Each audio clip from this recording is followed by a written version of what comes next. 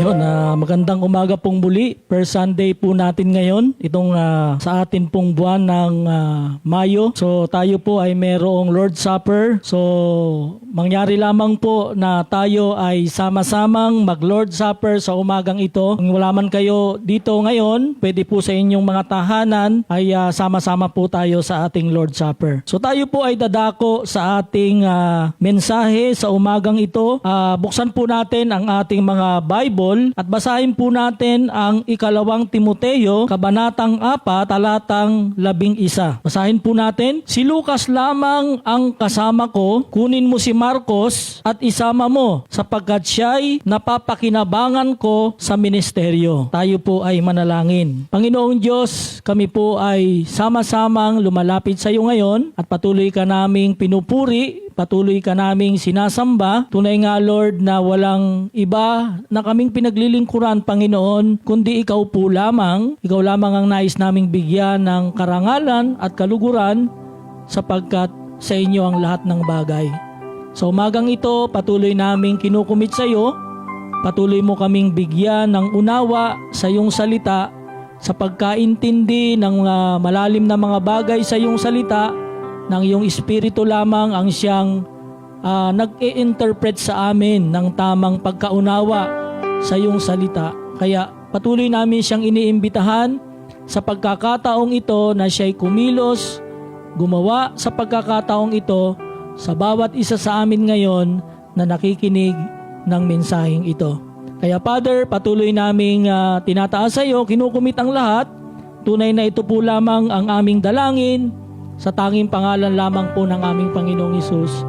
Amen and amen. So tayo po ay dumako sa ating mensahe. Ang mensahe po natin ngayon ay pinamagatan po nating ikalawang pagkakataon para sa iyo. Ikalawang pagkakataon para sa iyo. So ang atin pong talata ay patungkol kay Marcos. So pag-aralan po natin ang kanyang buhay. So nais ko pong simulan ang mensahe natin sa umagang ito sa isang analogy. Halimbawa, ikaw ay nagkamali dahil hindi mo inayos ang trabaho mo at iniwan mo na lang bigla yung ipinagagawa sa iyo nang hindi tapos kaya nabigo sila sa iyo. Ano kaya sa palagay mo ang sasabihin ng mga nagtiwala sa iyo ng mga tao? Bibigyan ka pa kaya nila ng ikalawang pagkakataon? So dito po sa Bible, meron pong isang lalaki, no, na ang pangalan niya po ay si Mark o si Marcos. Siya po yung Mark na author ng isa sa 4 na gospel sa New Testament. Alam natin yung 4 gospels,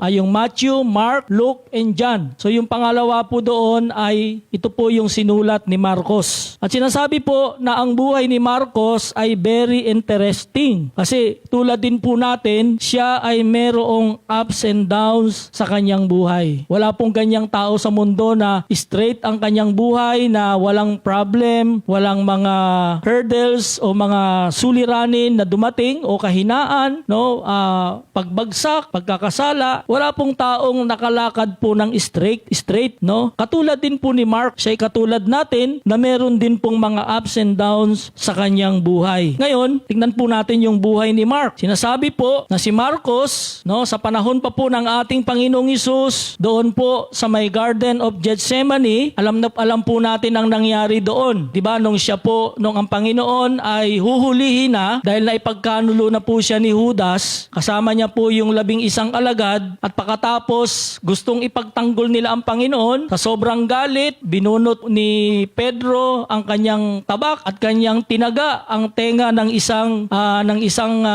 kawal. Pero sabi ng Panginoong Hesus, ang nabubuhay sa tabak ay mamamatay sa tabak. At ang sabi ng Panginoon sa mga tao na nandun, nakikita ninyo ako na nangangaral sa lansangan pero hindi ninyo ako inuhuli. Pero hayaan nating mangyari ang bagay na ito sapagkat hayaan nating matupad ang kasulatan. At pagkatapos, nagsipagtakbuhan na po yung kanyang mga alagad, iniwan na nila ang Panginoon, sila po'y nagsitakas, at pagkatapos meron pong isang lalaking binata na nakabalot ng isang kumot ang katawan, yung katawan niyang hubot-hubad, at siya po ay, habang siya'y sumusunod, siya'y hinawakan ng mga sundalo, datapwat, ang ginawa niya, binitiwan niya ang kanyang kumot at tumakas po siya ng hubot-hubad. So ito po'y mababasa natin sa Mark chapter 14, verse 50 to 52. Sinasabi na yung additional na ito na dahil ito pong side note na ito ay mababasa lang po natin sa Book of Mark kasi si Mark po yung author, yung side note niya,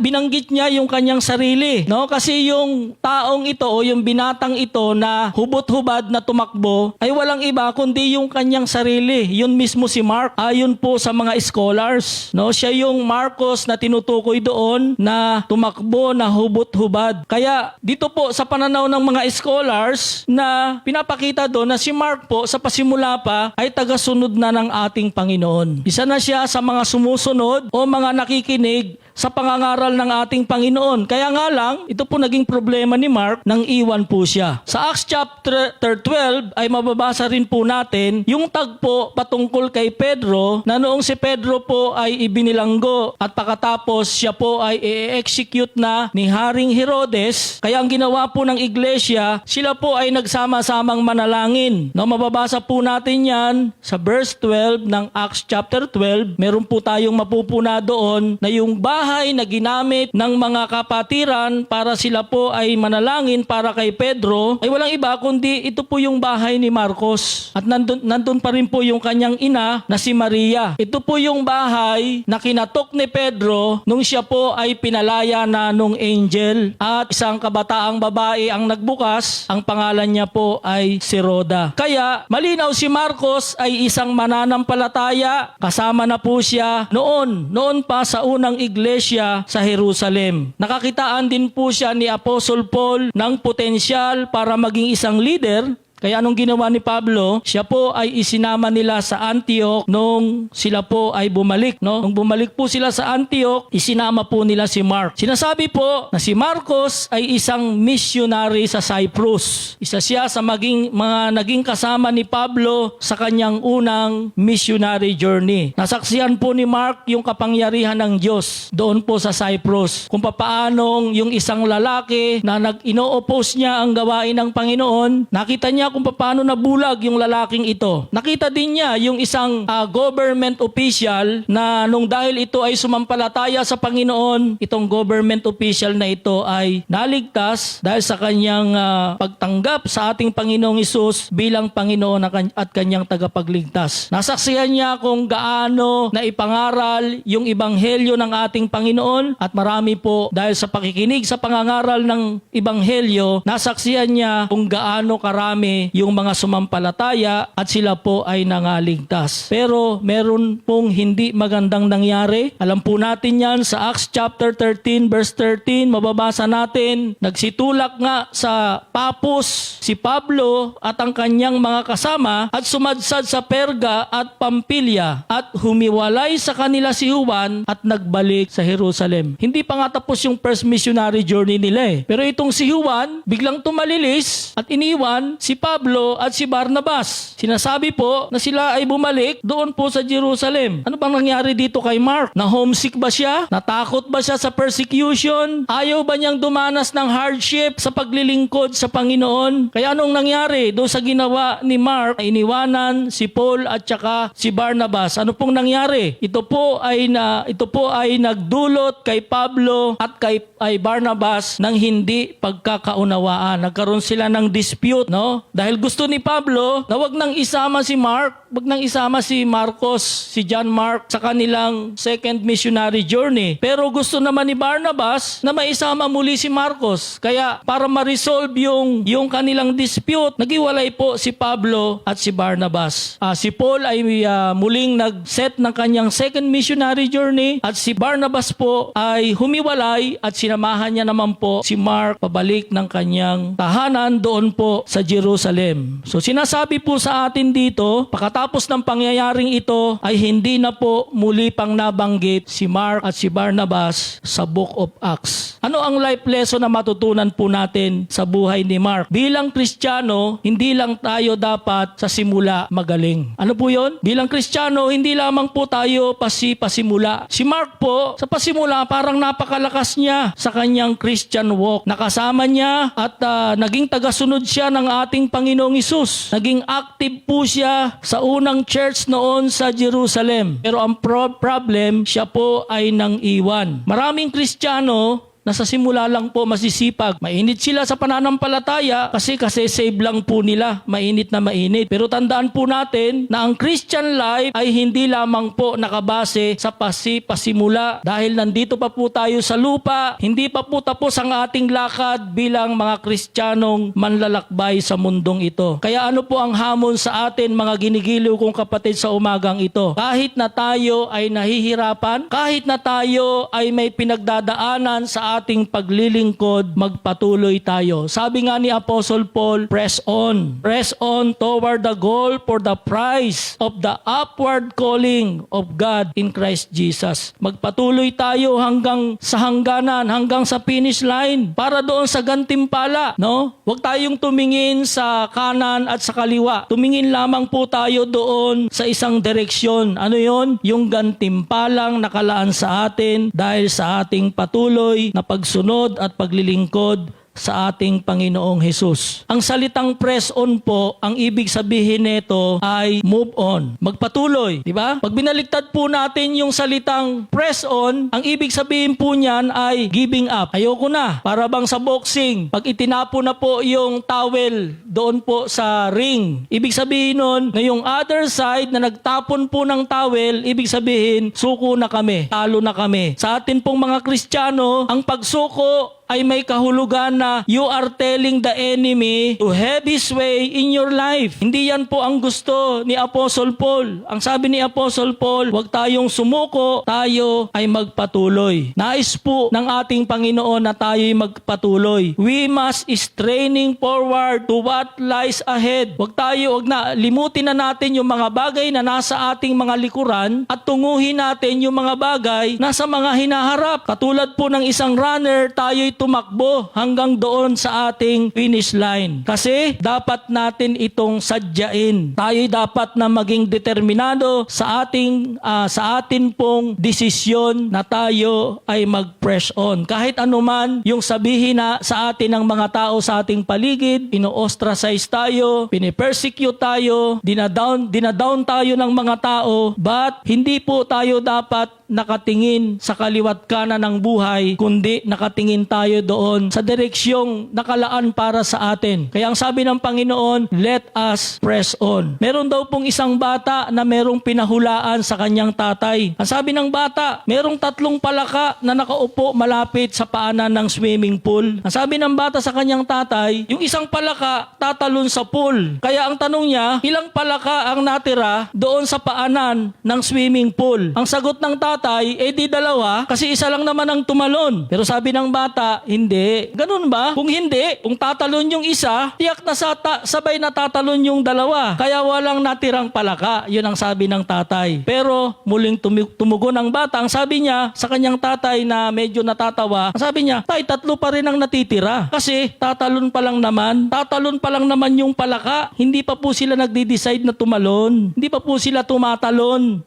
Nagde-decide pa lang natatalon. So kaya wala pang tumatalon na palaka. Ngayon, kung nagdi-decide ka lang para maging Kristiyano, hindi pa po yan sapat. Dapat po kasabay ng ating pagdi-decide na magpatuloy sa ating Panginoon, kasama po dito yung pagsunod. Tayo po ay mag-press on.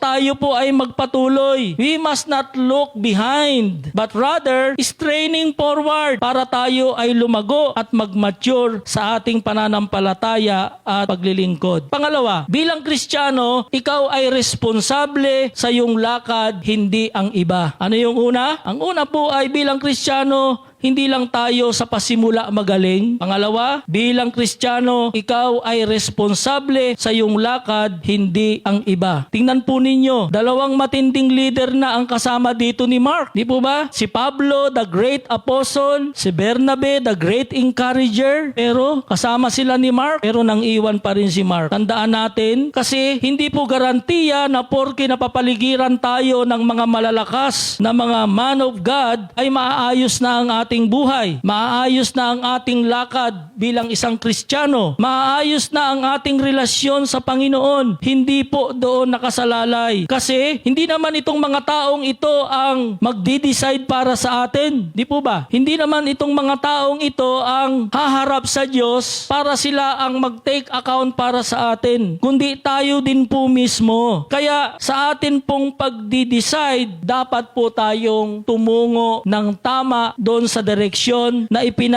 pinapupuntahan sa atin ng Panginoon. Dahil tayo mismo ang responsable sa ating mga lakad at hindi ang iba. Huwag nating isisi yung pagkakamali natin sa iba. Dahil tayo mismo ang nagkamali. Okay, napapaligiran po tayo ng mga malalakas na Kristiyano. Nakakausap natin sila, nag-i-enjoy tayo sa presensya nila at nasasabi natin sa kanila na dahil sa kanilang presensya ay nagiging komportable tayo. Pero papaano naman kung wala na po sila at nag-iisa na lang tayo? Di po ba? Huwag nating i-lay down, huwag nating ipagkatiwala yung ating buhay sa iba. Dahil tayo mismo ang may karapatan nito para sa ating sarili. Dapat tayo mismo ang nag-aalaga neto. Tayo mismo ang tumitingin sa kalagayan natin, especially sa ating spiritual life. Huwag nating iasa yung spiritual life natin sa iba dahil magkaiba yon. Dapat meron tayong self-evaluation. Tignan natin kung ano ba tayo, nasang antas na po ba tayo, na tayo ba ay patuloy na lumalago sa ating Panginoon? Nagsusumikap ba tayo sa ating paglago? Especially pag may struggle, kapag tayo ho ay nananalangin na po, marami ng mga struggle, marami ng mga tukso. Lalo na pag nag-aaral na po tayo ng salita ng Panginoon, nagde-devotion tayo, nagwi-witnessing tayo, naglilingkod tayo sa ating church. Hindi tayo lalago sa Panginoon dahil lamang sa iba. Of course, ginagamit din po sila ng Panginoon para sa atin, pero hindi po sapat. Para maging kumpleto, wag lamang po tayong tumingin sa iba, kundi tignan din po natin yung ating mga sarili. Magsumika po tayo na tayo ay lumago sa ating pananalangin. Magsumika po tayo na lumago sa ating relationship sa ating Panginoong Jesucristo. Ang relasyon po ay personal. Ang ating relasyon sa Panginoon ay personal. Kaya wag natin pong ikumpara yung sarili natin sa iba. Wag nating iasa yung sarili natin sa iba sapagkat tayo mismo. Ikaw mismo ang mananagot sa Panginoon. Kaya ikaw mismo ang responsable sa iyong pagbagsak at sa iyong pagpapatuloy at sa iyong paglago, sa iyong pananampalataya sa ating Panginoong Hesus. Pangatlo, bilang Kristiyano, hindi ka dapat interesado sa mundo, kundi interesado ka sa paglilingkod kahit mahirap, kahit may pagsubok, kahit may problema. Ulitin ko po, ano yung matututunan natin dito? Bilang Kristiyano, hindi ka dapat interesado sa mundo, kundi sa paglilingkod kahit mahirap. Ano nangyari kay Mark? Bakit siya tumigil? Bakit iniwan niya yung gawain? Meron pong isang binanggit si Apostle Paul, si Dimas. Bakit iniwan siya ni Dimas? Kasi si Dimas ay narahuyo na sa mundo. Maraming mga tao na ang reason kung bakit iniiwan nila ang paglilingkod sa Panginoon, I believe maraming mga factors kung bakit. No? Maraming mga factors kung bakit nila iniwan ang Panginoon. At isa sa mga factor na ito ay na out of focus na po sila. Naituon na po nila yung kanilang paningin sa mundo sa halip na sa paglilingkod. Di ba? Sa paglilingkod, alam natin may mga kahirapan. Pero ano naman yung pangako sa atin ng Panginoon? Sa gitna ng kahirapan, panandalian lang yun, sabi ni Paul. Kung mabuhay tayo sa mundong ito ng ilang taon lang nakahirapan na paglilingkod sa ating Panginoon. Kumpara doon sa reward. Sabi ni Paul, press on towards the goal. Ano yung goal natin? Yung prize doon po sa langit. Yung prize na kung saan naghihintay para sa atin bilang mga mananampalataya. Kaya anong sabi ng Book of Hebrew chapter 12 verse 2? Fix our eyes on Jesus. Yung salitang fix, ito po ang idea po nito ay Ang idea po nito ay concentrating your gaze. Nang ibig sabihin po, you look away other things that you can focus all your attention in one object. Kaya nga po yung mga kabayo, nilalagyan sila ng bukado kasi yung mata ng kabayo pag-alagala. Nadidistract siya doon sa mga bagay na nakikita niya sa paligid. Kaya ano pong ginagawa doon sa mga nilalagyan ng bukado? Bukado ba yung tawag dito? Yung bukado ba dito sa bibig? Basta't nilalagyan dito yan para makapokus. Kasi yung kabayo, yung mata niyang pag-alagala, madali po siyang ma-distract ng mga nasa paligid niya. Kaya sa race, doon po sa paligsahan ng pagtakbo, di ba, ng mga kabayo, nilalagyan talaga sila dito ng ring dito sa kanilang gilid para makakonsentrate sila, para ma-fix nila yung kaniyang direksyon, yung kanilang mata doon sa focus ng kanilang attention. Kasi marami pong mga nagdi-distract ng ating attention sa mundo at isa nga dito yung pagtuon ng ating mga mata doon po sa mga bagay sa sanlibutan. Katulad po ng mga marinero, yung mga manlalayag, no, doon po sa barko. Sila'y naglalayag kahit na masungit yung panahon sa karagatan. Sila ay, ang ginagawa nila, talagang pinopokus nila ang kanilang tingin doon sa kompas ng barko para matiyak nila na sila ay nasa tamang ruta at hindi sila maliligaw. Para hindi po tayo ma-out of focus sa ating paglilingkod sa Panginoon in our race, para tayo'y manalo sa takbuhin sa mundong ito sa paglilingkod sa ating Panginoon. Unang bagay na dapat nating i-consider, number 1, let us focus, let us fix our eyes on Jesus. Pangalawa, kapag meron pong kahirapan, huwag kang magsimula doon sa circumstances, huwag kang magsimula doon sa problem, huwag kang tumingin sa problem bago ka tumingin kay Jesus. Minsan ganun yung ginagawa natin Sa halip, ano ang dapat nating gawin? Let us start with Jesus and then go back to our circumstances. Kasi kapag tumingin ka muna sa circumstances ng iyong buhay, ma-overwhelm ka na. Mawawalan ka na ng ganang tumingin sa Panginoon kasi distracted ka na. Pero kapag una mong pinuntahan ang Panginoon at humingi ka doon ng kalakasan at pagkatapos noon ay haharapin mo yung mga circumstances ng iyong buhay, magtatagumpay ka po, kapatid. Magtatagumpay ka dito sa mga circumstances na ito dahil meron kang lakas na nanggagaling sa ating Panginoon. Pangatlo, kapag gusto mo nang mag-give up, remember, tandaan natin na ang Panginoong Diyos, ang kanyang mga mata ay nakatingin sa atin at tinitignan niya tayo bilang mga winner. Anong tingin sa atin ng Diyos? Bilang mga mananagumpay. Di po ba? Hindi po tayo mga talunan, kundi tayo po yung mga mananagumpay. Ang problema lang sa atin, hindi natin ina-appropriate yung tagumpay na ibinigay po sa atin ng Panginoon. Lumalakad tayo lagi na parang tayo laging talunan. Ano po? Lumalakad tayo na parang wala tayong hope, na parang wala tayong Diyos na pinaglilingkuran, na pinananaligan at pinananampalatayanan, na malalagpasan po natin yung tunnel. Yung tunnel na napakadilim. At mga kapatid, tandaan ninyo, kapag nalagpasan po natin yung tunnel, sa dulo nito, kaginhawaan. Sa dulo nito, liwanag. Yan ang isinet po sa atin ng Panginoon sa mundong ito. Kaya, when you feel like giving up, remember that in God's eyes, you are already winner. Tayo po'y mga mananagumpay na, mga kapatid. Pinagtagumpay na po tayo ng ating Panginoon. Kaya, focus our eyes on Jesus. Habang lumalakad tayo sa mundong ito, manalig lang ng manalig. Lagi lang bumalik sa Panginoon. Huwag tayong bumabad sa mga circumstances, sa mga kabiguan sa buhay, sa mga problema sa buhay, kundi bumabad lang tayo sa Panginoon. I-fix lang natin yung ating mga mata sa ating Panginoon. Huwag tayong ma-distract. I-focus lang natin sa Kanya. And I believe, isang araw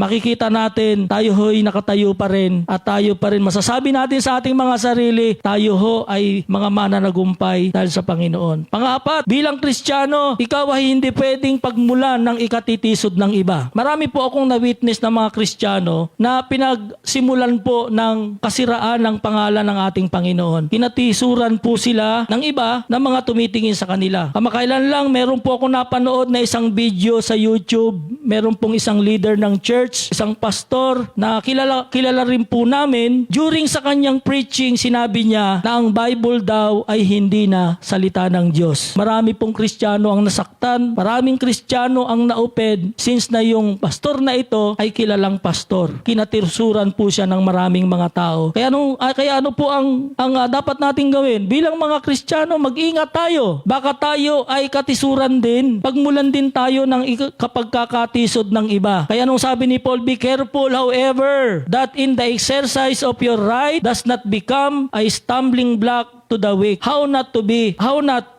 an stumbling block? Number one, we should live by the principle of love. We should be willing to sacrifice for the benefits of other believers. We should be willing, even to the rest of our lives, lay down our rights for the love of God and for the love of others. Mamuhay daw po tayo sa prinsipyo ng pag-ibig. Wala pong tatalo sa pag-ibig, mga kapatid. Lahat tatalunin kung merong pag-ibig. Kaya mong magpatawad, kaya mong umunawa, kaya mong umabot ng mga tao. Pero kapag ang pinag-usapan na po natin yung katalinuhan, minsan yung katalinuhan merong inaapakan na iba yan eh. Diba kapag sinabi matalino ako, aapakan ko yung mga mangmang. Hindi nila alam ang batas, kaya gugulangan ko sila. Yan po ang umiinog sa mundo natin. Kaya anong sabi ng Bible? Love must be endured. Diba? The enduring love of the Lord ay dapat makita po yan sa atin bilang mga mananampalataya na tayo'y mamuhay sa prinsipyo ng pag-ibig. Kasi kapag nawala na yung pag-ibig, anong mangyayari? Chaos, kaguluhan. Ang nagbabind po sa atin ngayon ay walang iba kundi ang pag-ibig. Pangalawang bagay na makikita natin dito, ang Panginoong Hesus, ibinigay niya ang kanyang buhay sa atin. Kaya kung binigay ng Panginoong Hesus ang kanyang buhay sa atin, are we not willing to lay down our rights, our love for others? Sino ho ba ang ating tinutularan? Sino po ba ang ating master? Hindi po tayo mataas sa ating master. Ang Panginoong Hesus ang mas mataas po sa atin. Kaya kung siya mismo ay nagmahal, kung siya mismo ay nagbigay ng kanyang buhay para sa atin, hindi ba tayo pwedeng ganun din sa ating Panginoon na maibigay din natin yung ating pag-ibig, yung ating rights, yung ating kakayahan para sa iba? At pangatlong bagay na dapat nating i-consider dito, tatlong salita. Ano po yun? Para ho tayo wag maging stumbling block. Una, tatlo. Learn, love, and live. Ano yung learn? Ang ibig sabihin po ng learn, maraming pong mga tao na ang dami na nilang natutunan. Pero hindi nila natutunan yung tamang knowledge. Ano po yung knowledge na yon? Yung knowledge na nanggagaling sa Panginoon na ang bunga nito ay maglilid sa atin sa humility, gentleness, patience, and loving forbearance. Ano po yung una? Learn. Matutunan po natin yung godly wisdom, yung godly knowledge, na kung saan kapag binabasa po natin ang Biblia, inililid po tayo nito sa kapakumbabaan, sa gentleness, sa pagiging mahinahon, sa pagiging maibigin sa ating kapwa. Pangalawa, yung love. Ano po yung love? Ang mga tao po, alam nila yung love, pero yung kanta lang ang alam nila, yung kantang love yourself is the greatest love of all. Hindi po yan ang sinasabi ng salita ng Diyos. Anong sabi ng salita ng Diyos? Love God above all, and then love ourselves, love others as we love ourselves. Loving God and loving people. Sino daw ang mamahalin? Ang Diyos at yung mga tao. Di ba? Hindi po self-centered na kung ano yung makukuha natin, ano yung mag-gain natin. Kasi nakatingin lang tayo sa ating sarili. Sabi nga, ang pag-ibig is not selfish. Willing to sacrifice for the cost of others. Handang magbigay kahit hindi na may mention ng pangalan. Handang tumulong kahit hindi panahon ng community pantry na hindi nabubulgar ang iyong pangalan, pero silently nandun, tumutulong ka, nagbibigay ka para sa iba. Ang pag-ibig po ay hindi boastful, hindi yan mapagmataas, hindi yan mapagmalaki, hindi yan magaspang ang pag-uugali. Kundi ang pag-ibig, kaya hong tanggapin kahit sino ka paman. Kahit na ikaw ay nasa pusali, kapag merong pag-ibig, kaya kang yakapin, kaya kang patawarin, kaya kang panumbalikin. Dahil ang pag-ibig na yan ay walang iba kundi yung pag-ibig na itinuro sa atin ng Diyos sa pamamagitan ng kapakumbabaan ng kanyang bugtong na anak na walang iba kundi ang ating Panginoong Hesus. Una, learn. Pangalawa, love. Pangatlo, live. Ano po yung live? Ito po yung buhay na nabubuhay tayo na meron tayong gospel-driven living. Ano yung gospel living driven? Wala kang ibang iniisip kundi ang maligtas yung kapwa mo. Wala kang ibang motivation sa iyong buhay kundi makita mo yung isang tao na nanunumbalik sa Panginoong Hesus, na yung mga tao ay sumasampalataya sa ating Panginoong Hesus. Kaya yung action mo, yung pamumuhay mo, yung galaw mo ay laging tumutungo sa direksyon na ito. Direksyon na maipahayag natin ang Panginoong Jesucristo, yung kanyang ebanghelyo dito sa mga taong ito. Wala po tayong ibang desire sa ating buhay, kundi yung mga tao ay maligtas. Kaya naintindihan mo na yung kapitbahay mo, naunawaan mo na sila dati, nakikipag-away ka, masama ang damdamin mo sa kanila. Pero ngayon dahil gospel-driven na ang pamumuhay natin, madali na po natin silang abutin. Kasi wala tayong ibang layunin para sa kanila, kundi makilala po nila ang ating Panginoon. Kaya magandang testimony ang ipinapakita natin sa kanila. Di ba? Pag pupunta ka ng Jollibee, hindi ka masungit. Ate, ako masungit eh. Di ba? Bakit hindi, bakit hindi in-order ko thigh part ang binigay nyo? Leg part. Galit na galit eh. Oh, galit na galit. Kaya anong ginawa sa'yo? Nagalit ka nga, ginantihan ka naman ng mga yung mga nasa loob. Anong yan, pinagduduro, di ba? Di naman lahat yun, pero most probably pwedeng ganun ang mangyari. Kasi bakit? Yung testimony natin bilang isang Kristiyano, napakahalaga nun. Nakikita yun, naaamoy yun ng mundo. Minsan sila pa nga magre-rebuke sa'yo, sasabihin nila, ganyan ba ang Kristiyano? Re-rebuke tayo, di ba? Kasi may ina-expect sila sa buhay natin. Meron silang gustong makita sa atin. Kasi alam nila, ang isang Kristiyano mabait, hindi pangatawanan po natin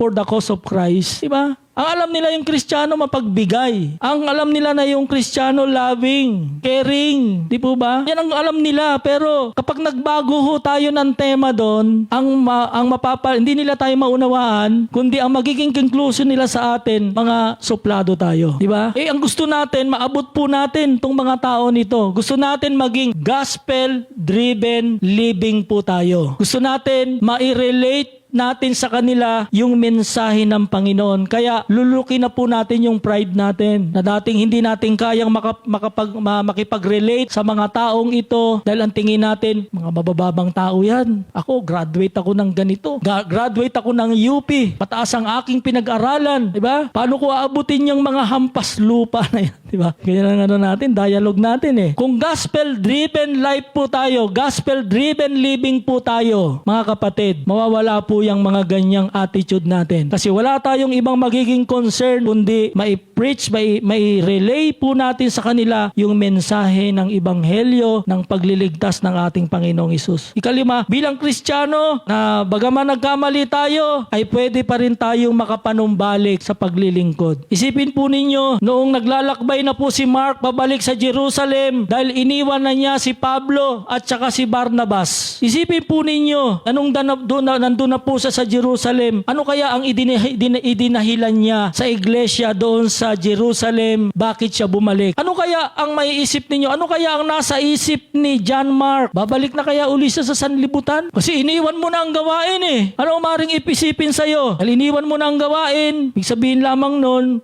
gusto mo nang bumalik sa sanlibutan, kakalimutan mo na ang pagiging Kristiyano, kakalimutan mo na yung mga nagawa mong lahat, yung mga nagawa mo sa Panginoon. Pero malinaw po dito na hindi kayang gawin yun ni Mark. Hindi kayang gawin yun ni John Mark. Bakit? Kasi siya ay isang tunay na Kristiyano, siya ay isang tunay na naligtas.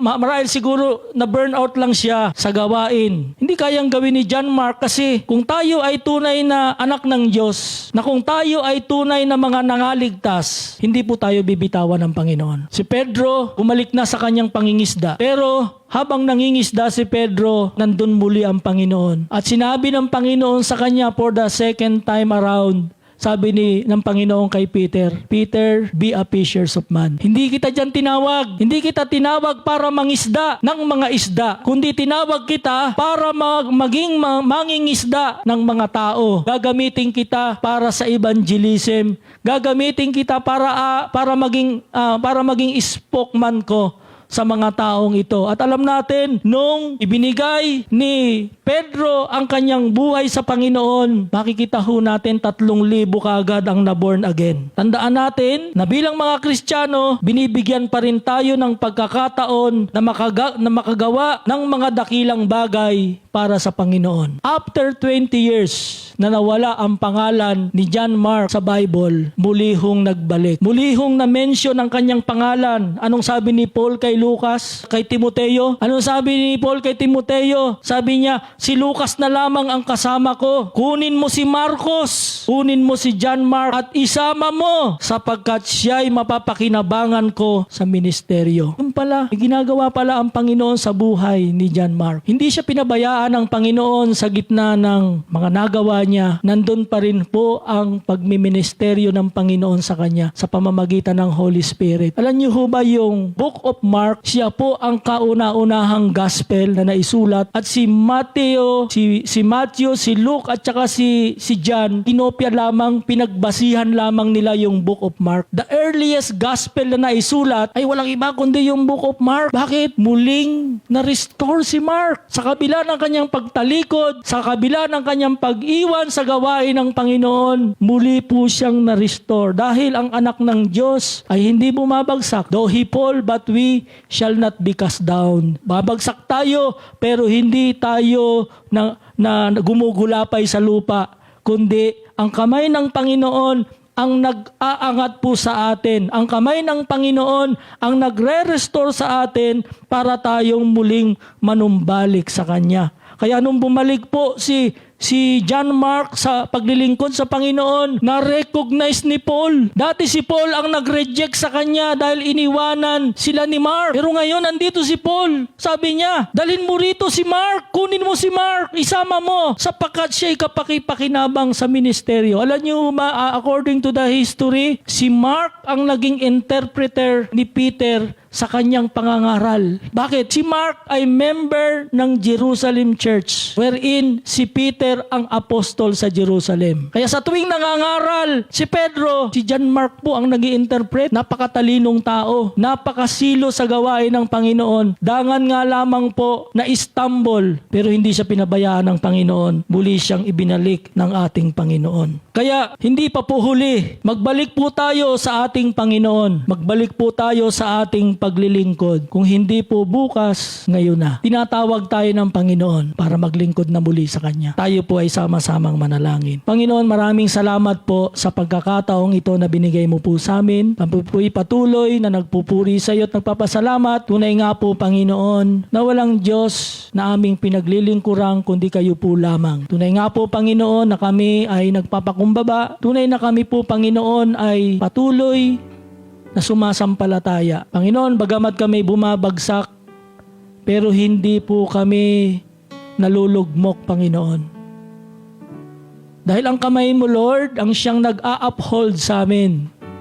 Inaangat mo po kami na nakatingala po ang aming noo sapagkat sinasabi mo sa amin, anak kita. Binabalik mo po yung mga nawala sa amin, nire-restore mo po yung singsing ng pagiging anak, yung robe ng pagiging isang katiwala, yung tsinelas ng pagiging herald, ng pagiging minister ng iyong gospel, Panginoon. Katulad nung prodigal son, nung siya'y muling nagbalik, ni-restore mo po ang lahat sa kanya. Father, sa oras na ito, Father God, napakayaman po ng iyong biyaya. Kayo po ang Diyos ng ikalawang pagkakataon. Upang muling manumbalik sa iyo, upang muling makapaglingkod sa iyo. Salamat po sa oras na ito. Patuloy po naming binabalik sa iyo ang lahat. Ito po ang aming dalangin. In Jesus' name we pray. Amen and amen, Lord.